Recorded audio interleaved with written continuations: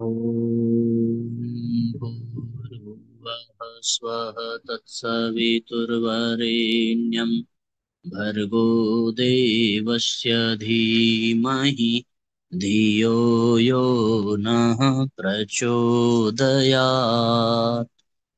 ॐ चैतन्यं शाश्वतं शान्तं व्योमातीतं निरञ्जनं नादबिन्दुसमानीतं तस्मै श्रीगुरुवे नमः। ॐ सद्गुरुचरणकमलेभ्यो नमः।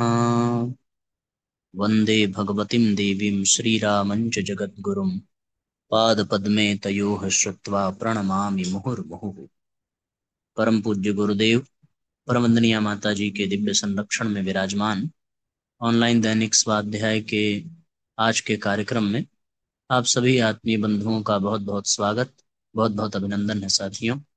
आइए भावपूर्वक आज के सत्र का हम सभी शुभारंभ करें। आज का पहला अध्याय है सफलता प्राप्ति का राजमार्ग। हम सभी ध्यान पूर्वक इस अध्याय को सुने। जीवन में सफलता का एक निश्चित राजमार्ग है। यह एक दिशा में आशा, उत्साह एवं उमंग के साथ मन की स्थिरता एवं सुकून से भरी मनः स्थिति का नाम है, जो कई कारकों से मिलकर बनती है। इन कारकों के अभाव में सफलता संदिग्ध बनी रहती है। व्यक्ति किसी तरह से जीवन की पगडंडियों के सहारे कहने लायक कोई मुकाम हासिल कर भी ले, लेकिन सफलता की संतुष्टि से वंचित रहता है। सफलता के स्वर्णिम सूत्रों की चर्चा करने से पूर्व सफलता में बाधक तत्वों पर चर्चा करना उचित होगा, ताकि इनकी पहचान के आधार पर सफल जीवन की दिशा धारा तय की जा सके। सर्वप्रथम यदि लक्ष्य स्पष्ट नहीं है तो जीवन की दिशा संदिग्ध ही रहेगी। ऐसे में कहने योग्य सफलता भी संभव न हो सकेगी, क्योंकि सफलता आसमान से टपक कर हथेली पर गिरने वाली कोई वस्तु नहीं। इसके लिए सुनियोजित ढंग से सचेष्ट प्रयास करने पड़ते हैं, और यह अपनी कीमत मांगती है। बिना मूल्य चुकाए मिली सफलता का वास्तव में कोई अधिक मोल भी नहीं होता। सफलता का एक कारक तत्व है स्वयं के प्रति जागरूकता।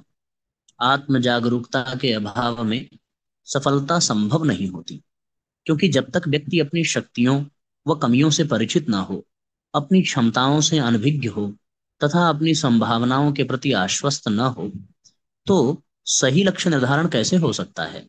इस तरह लक्ष्य के स्पष्ट न होने में आत्म जागरूकता का अभाव एक मुख्य कारण रहता है। तो साथियों, पहले तो लक्ष्य आवश्यक है, और उस लक्ष्य हमारे लिए उचित है अ- अथवा अनुचित है, हम उसको प्राप्त कर सकते हैं। इसके लिए अपने प्रति जागरूकता, अपनी क्षमताओं, अपनी संभावनाओं, अपनी विशेषताओं, अपनी कमियों से परिचित होना, इसी को आत्म जागरूकता कहते हैं। इसी कारण जीवन आलस्य प्रमाद में कटता जाता है। आलस्य में जीवन खाते पीते मौज मस्ती करते, सोते और दिवा स्वप्न देखते हुए बेहोशी में बीत जाता है, और हाथ कुछ लगता नहीं।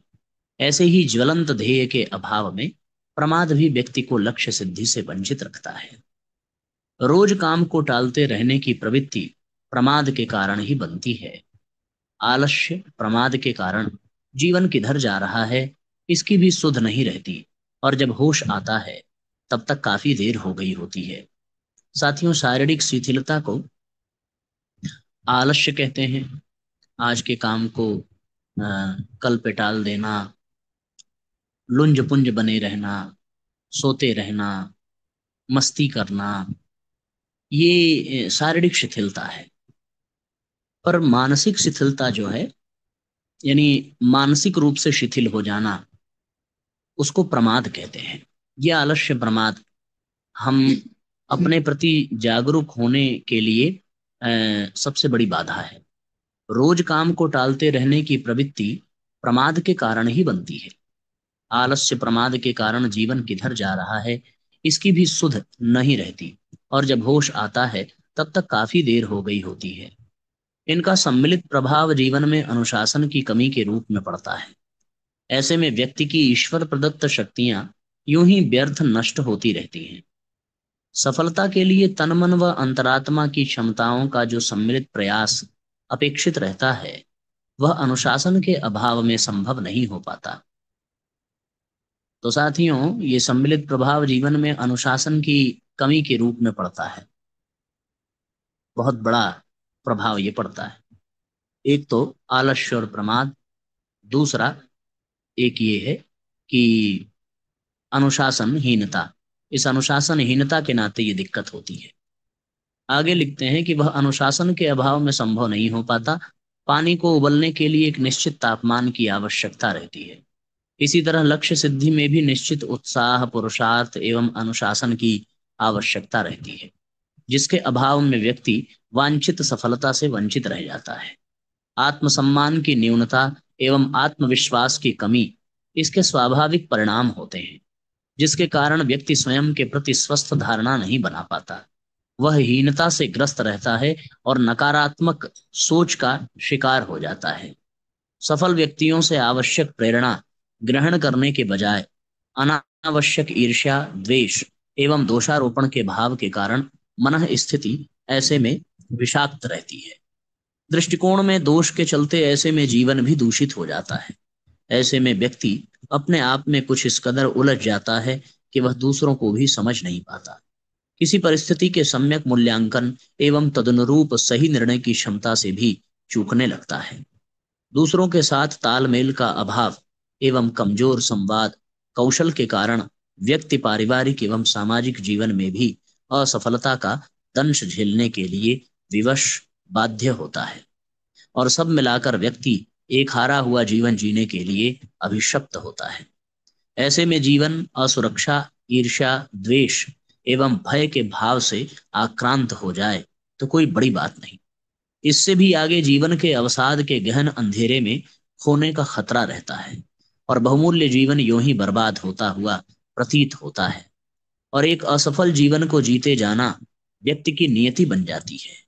इस स्थिति से बाहर निकलने का मार्ग भी इसी अंधेरे से ही निकलता है।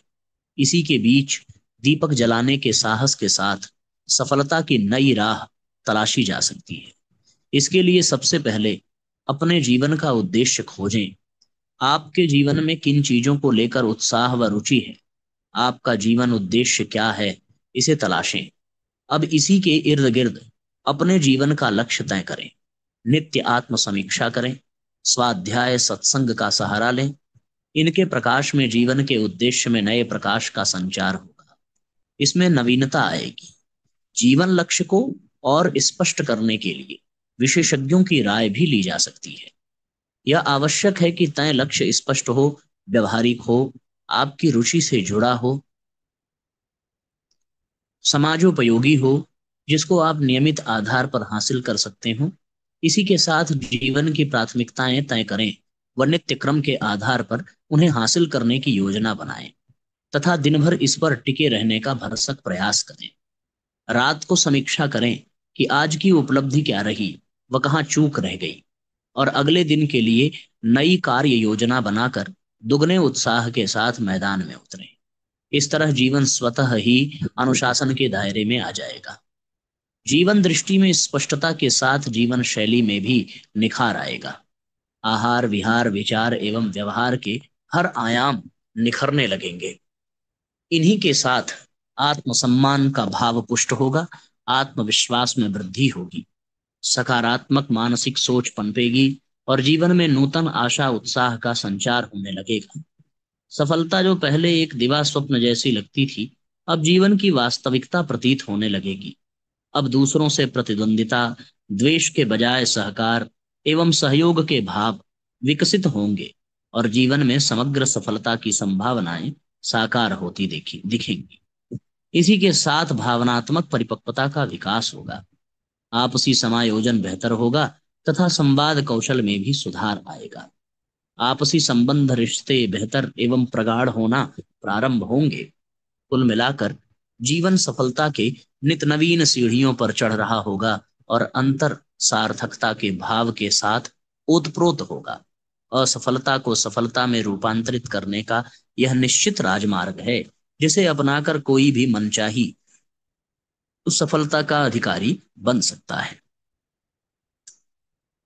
इस तरीके से साथियों, ऐसे जितने भी परिजन हैं जिन्हें लगता हो कि उनका जीवन एक निश्चित दिशा में नहीं चल रहा, उनके जीवन का कोई लक्ष्य नहीं है, उनके भीतर आलस्य प्रमाद है, उनके भीतर उत्साह की कमी है, वो इस अध्याय को बार बार सुने और इसमें से अपने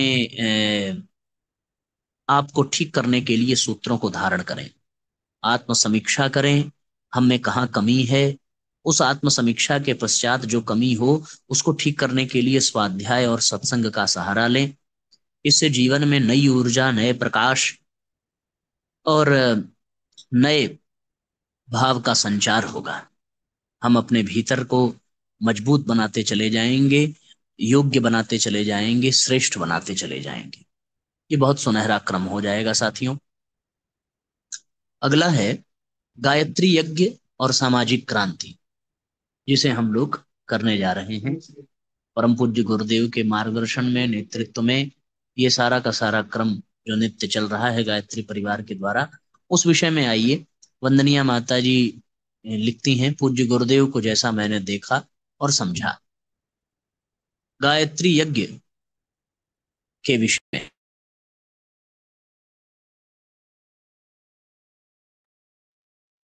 गायत्री यज्ञ आंदोलन पूज्य गुरुदेव द्वारा भारत के ऐतिहासिक आंदोलनों में से एक है। उसकी विशालता का मूल्यांकन किया जाए तो दांतों तले उंगली दबानी पड़ेगी कि किस प्रकार उसमें करोड़ों व्यक्तियों ने बढ़ चढ़कर भाग लिया और इन व्यवस्थाओं में किस प्रकार करोड़ों रुपयों की व्यवस्था संभव हुई। उस अभियान के अनेक आध्यात्मिक पहलू भी हैं जो सूक्ष्म जगत को अनुप्राणित करने से संबंध रखते हैं, पर एक प्रत्यक्ष पहलू सामाजिक क्रांति भी थी। भारत की मूल समस्या सामाजिक है, राजनीतिक और आर्थिक समस्याएं तो उसके साथ जुड़ी हुई हैं। यदि देश में से ऊंच नीच, स्त्रियों को प्रतिबंधित करना, विवाह शादियों में होने वाले अपव्यय जैसी सामाजिक बुराइयों को दूर न किया जा सका तो देश का पिछड़ापन कभी दूर न होगा और राजनीतिक एवं आर्थिक प्रगति के बावजूद विकास की कोई संभावना साकार न होगी। कारण कि इस प्रकार की बुराइयों से जो क्षति निरंतर होती रहती है उसे कितनी भी बड़ी विकास योजनाएं पूरा नहीं कर सकती। जब क्षतिपूर्ति हमारे समस्त प्रयासों से संभव नहीं तो प्रगति की बात ही कहां से बनेगी। इस लक्ष्य को भली भांति समझते हुए गायत्री यज्ञ आंदोलन के साथ उन्होंने सामाजिक क्रांति की व्यवस्था को गहराई तक जोड़ कर रखा। गायत्री मंत्र का मनुष्य मात्र को अधिकार दिए जाने की घोषणा करने से जब अछूत भी उसका उपयोग करने लगे तो पुरातन पंथियों में खलबली मच गई। जो मंत्र ब्राह्मणों का था, कान में कहा सुना जाने वाला था, उसे सब लोग प्रकट रूप से कहें सुने, यह कैसा अनर्थ। यज्ञों में केवल ब्राह्मण लोग दक्षिणा लेकर आहुतियां देते थे, स्त्रियों को, अन्य वर्गों को उसमें प्रवेश मिलता ही नहीं था। उसमें सम्मिलित होने के लिए सबका खुला प्रवेश। यज्ञ आयोजनों में आने वाले आगंतुकों को कच्ची रोटी का प्रबंध, दाल भात रोटी और बिना जात पात के भेदभाव के उनका बनाया और परोसा जाना, यह उन दिनों घोर आश्चर्य का विषय था। इस व्यवस्था को अनाध्यात्मिकता, नास्तिकता आदि न जाने किन किन नामों से पुकारा जाता रहा। पुरातन पंथियों ने उसका घोर विरोध किया। सभाएं हुई, लेख छपे, धर्म ध्वजियों ने भाषण वक्तव्य दिए, काले झंडे निकाले, नाश के नारे लगाए और सही गलत जो कुछ भी हो सकता था सब कुछ कहा गया। चर्चा फैलाई कि आचार्य जी ब्राह्मण नहीं, लकड़ी का काम करने वाले बड़ई हैं, और भी न जाने क्या क्या कहा गया। कई बार तो उन्हें शारीरिक आघात पहुंचाने और अपशब्द कहने तक के अवसर आए, पर क्या मजाल कि चेहरे पर जरा सी भी उदासी आई हो। सामाजिक क्रांति का इतना बड़ा तूफानी अभियान खड़ा करने वाले में कितना दुस्साहस होना चाहिए।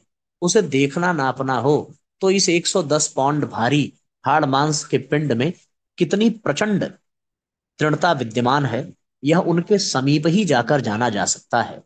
यदि साहसी सैनिक की तरह उनके संघर्ष प्रवृत्तियों का लेखा जोखा लिया जाए तो पता चलेगा कि अन्याय और अत्याचारों के विरुद्ध उनका प्रत्येक दिन ही लड़ने में बीता है। यदि वे संघर्षात्मक घटनाक्रम इकट्ठे किए जाएं और उनमें मिली सफलता और सफलताओं, घावों और चोटों को गिना जाए तो लगेगा कि वे अनाचार से आजीवन कट कट कर लड़ने वाले योद्धा के रूप में ही जन्मे हैं और शायद अंतिम सांस तक वे इस युद्ध में संलग्न रहते हुए प्राण त्यागेंगे। संकल्प की पूर्ति के लिए किसी भी हद तक खतरों को सिर पर उठा लेने का उनका सहज स्वभाव है। सन 60 में जब वे एक वर्ष के लिए अज्ञातवास गए थे, तब गंगोत्री की भागीरथी शिला और उत्तरकाशी के परशुराम आश्रम के समीप रहना पड़ा। उन क्षेत्रों में शीत की प्रचंडता कई बार तो असह्य हो जाती थी।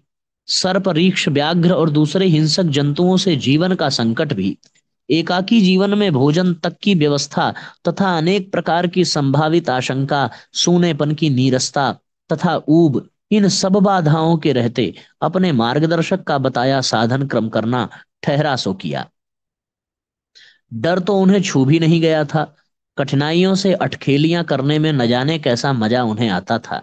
आत्मवेत्ता सिद्ध पुरुषों के संपर्क में आने के लिए उन्होंने अति भयानक अगम्य वन पर्वतों में कितनी दुस्साहस भरी यात्राएं की हैं, और जिन संकटों का सामना करते हुए क्या पाया है, इसकी चर्चा जब तब उनके मुख से सुनने को मिलती, तो यह लगता कि दुर्बल अस्थि पंजर वाले, नगण्य से दिखने वाले कलेवर में न जाने इतना अदम्य साहस किसने कहां से कितना कूट कूट कर भर दिया है। इन दिनों चल रही उनकी तपश्चर्या भी कम उग्र और कम रोमांचकारी नहीं है। ये साथियों, वंदनीय माता जी जो पूज्य गुरुदेव के सबसे निकट रही हैं, उन्होंने इस विषय में बताया है। तो निश्चित रूप से आप देख सकते हैं कि परम पूज्य गुरुदेव ने कितनी बड़ी क्रांति खड़ी की, और उसके पीछे उनका कितना बड़ा अलौकिक आध्यात्मिक पुरुषार्थ लगा। समाज से लड़ना, परिवार के विरोध को सहना, और फिर इतने खूंखार हिंसक पशुओं के मध्य में एकाकी जीवन बिताना, कठिन तपस्या करना, बार बार शारीरिक आघातों को धमकी मिलना और सहने पर भी अपने लक्ष्य से पीछे न हटना, ये अवतारी सत्ता ही साथियों कर सकती है। ये सामान्य व्यक्ति के बस की बात नहीं है। राम और रावण के बीच युद्ध की तैयारियां जोर शोर से चल रही थीं। विभीषण रावण के द्वारा अपमानित होकर निकाले जा चुके थे, और वे भगवान राम को यथोचित सहयोग कर रहे थे। उनके मन में प्रश्न उभरा कि रावण की सेना में तो एक से बढ़कर एक बलशाली योद्धा है, उसके पास असंख्य रथ हैं, और भगवान राम तो बिना किसी रथ के हैं, तो पैदल रहकर वे कैसे रावण को हरा पाएंगे। उनके प्रश्न पूछने पर भगवान मुस्कुराए और बोले, बल विवेक दम परहित घोरे, क्षमा कृपा समता रजु जोरे। धर्म युद्ध योद्धाओं और लकड़ी के रथ से नहीं, बल्कि धर्म के रथ से जीता जाता है। धर्म का रथ शौर्य और धैर्य इसके दो पहियों पर चलता है। सौरज धीरज ते ही रथ चाका, विवेक का बल सत्यशील ध्वजा पताका। संयम और परोपकार उस रथ के घोड़े हैं, और कृपा, क्षमा एवं समता उन घोड़ों को बांधने वाली रस्सियां हैं। इस धर्मरूपी रथ पर जो सवार होता है, उसे कोई हरा नहीं सकता। यह सुनकर विभीषण श्रद्धा से भगवान राम के आगे अवनत हो गए। निश्चित रूप से साथियों, जब ऊंचे सिद्धांत, ऊंचे विचार और ऊंची आदर्श युक्त चेतना होती है, तो अच्छे अच्छों को उनके सन्मुख अवनत होना ही पड़ता है। इसलिए हम सब लोगों को यह गहराई से चिंतन करना चाहिए कि हम भी श्रेष्ठ और अत्यंत उत्कृष्ट आदर्शवादिता और सिद्धांत से भरे। एक छोटी सी कहानी और साथियों के, आरुणि उद्दालक के पुत्र श्वेतकेतु गुरुकुल से शिक्षा ग्रहण करके लौटे, तो उन्हें अपने ज्ञान पर अहंकार हो गया। आरुणि को यह भांपते देर न लगी। उन्होंने श्वेतकेतु को अपने पास बुलाया और इससे पूछा, पुत्र, वह एक क्या वस्तु है जिसे जानने के बाद और कुछ जानना शेष नहीं रह जाता? श्वेतकेतु इसका उत्तर न दे सके। आरुणि बोले, पुत्र, उसका नाम है सत। सत का ज्ञान होते ही अविद्या का आवरण हट जाता है। श्वेतकेतु को जिज्ञासा हुई। उन्होंने पूछा, सत को कहाँ पाया जा सकता है? आरुणि ने एक शक्कर की डली उठाई और पानी में डाल दी। फिर अपने पुत्र से पूछा, जो डली दिखाई पड़ रही थी वो कहाँ गई? श्वेतकेतु बोले, आपने मेरी आंखों के सामने उसे खोला था, पर अब वह मुझे दिख नहीं रही है। आरुणि बोले, पुत्र, परमात्मा रूपी सत भी इसी सृष्टि में घुल गया है। जैसे हवा हमारे चारों ओर होकर भी दिखाई नहीं पड़ती, वैसे ही आत्म तत्व प्रकृति के गुणों से परे चले गया है। चला गया हो उसे जानने के लिए अपनी अंदर की दृष्टि विकसित करो, वही तुम्हें सही ज्ञान कराएगी। इस तरीके से साथियों, हमें भी सच्चे ज्ञान और सत्य तत्व की खोज में अपने अंतर जगत की यात्रा करने का प्रयत्न करना चाहिए, ध्यान के माध्यम से, स्वाध्याय के माध्यम से। इसी के साथ आइए आज के सत्र को विश्राम देते हैं। गायत्री मंत्र साथ साथ। ओम भूर्भुवः स्वः तत्सवितुर्वरेण्यं भर्गो देवस्य धीमहि धियो यो नः प्रचोदयात्। सभी आत्मीय बंधुओं को बहुत बहुत प्रणाम। सबका बहुत बहुत मंगल हो साथियों। आज के सत्र को यहीं पर विश्राम देते हैं। तो एक तो आज अध्याय हम लोगों ने सफलता का राजमार्ग कैसे पाएं और परम पूज्य गुरुदेव के विषय में जाना वंदनीय माता जी के द्वारा। तो सबको बहुत बहुत प्रणाम, बहुत बहुत धन्यवाद। सबका मंगल हो। जय राम जी की शुभ रात्रि। कल फिर ठीक समय पर हम लोग मिलेंगे।